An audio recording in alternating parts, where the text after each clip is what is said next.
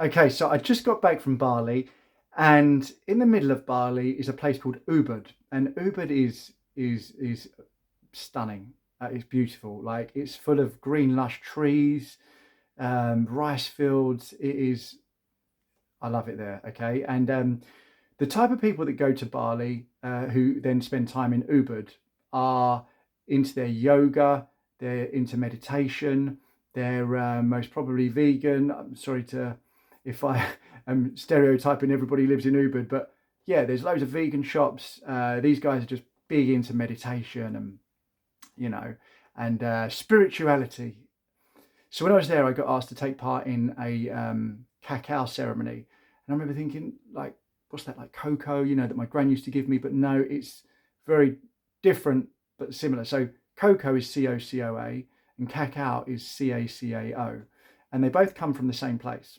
So I did a bit of research, and I knew that Bali was known as Island of the Gods. It's one of 17,000 islands in Indonesia, and the cacao translates to food of the gods. So I thought, okay, food of the gods on the islands of the gods, that sounds pretty awesome. And everybody in Ubud regularly does these cacao ceremonies, if it's just at home or in a big group. So I went to one and I was like, wow, this is pretty cool. Everybody's sort of chanting and dancing and drinking this what seemed like hot chocolate to me.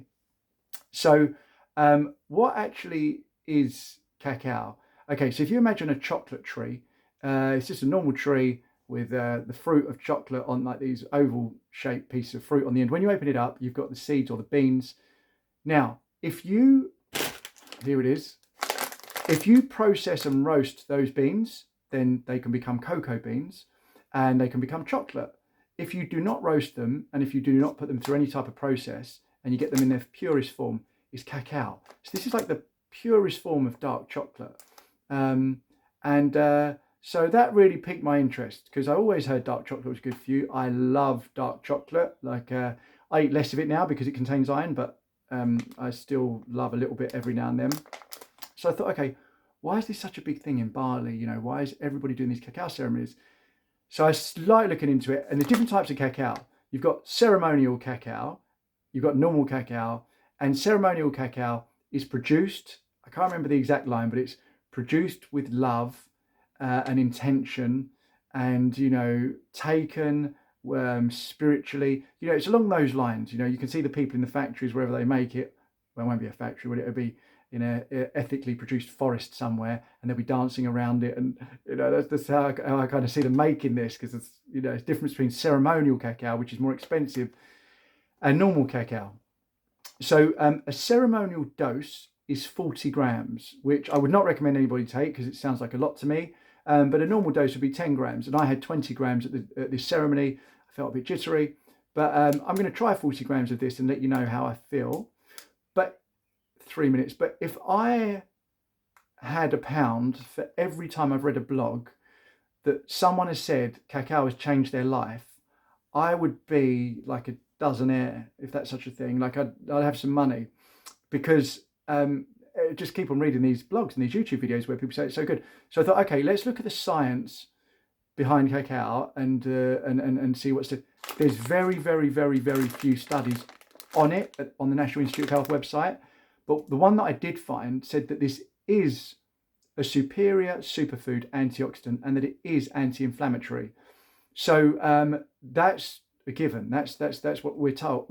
And it actually said it's the highest concentrated antioxidant superfruit, which is really interesting. So this is that made me think, okay, well, anti-inflammatory is good, antioxidants is good, which I've spoken about in another video. But some other things that I read, not in studies on on humans or on living organisms, but other studies that I've read say, and well, this is true, that it contains flavonoids, and flavonoids help regulate blood pressure, but also say it helps regulate mood, anxiety, because there's something called PEA, which used to be called a love drug, and you take PEA and you feel all in love, and this contains PEA also. So it contains all these like really cool elements, theobromine, and I know it contains theobromine because it says theobroma cacao there. And again, theobromine is a really good part of, theobromine is a really good part of dark chocolate that's very, very healthy for you. And that's why when people say dark chocolate's healthy, it's because of the theobromine. So I'm going to try a 40-gram dose, let you know what the effects were like. I have had a 20-gram amount. Dose the right word, because it does make you think it's like a mushroom and maybe I'll get some weird hallucinogenic thing from it, but it's not, and you won't, and it's legal, and mushrooms are legal, but it's not anything like a mushroom. It's just supposed to give you like a really nice, warm, loving feeling because of all of the way it's produced, what it contains, that it's not been processed. So to me, if I can eat dark chocolate some way and it's good for you, then I'm going to try it. So I'll let you know.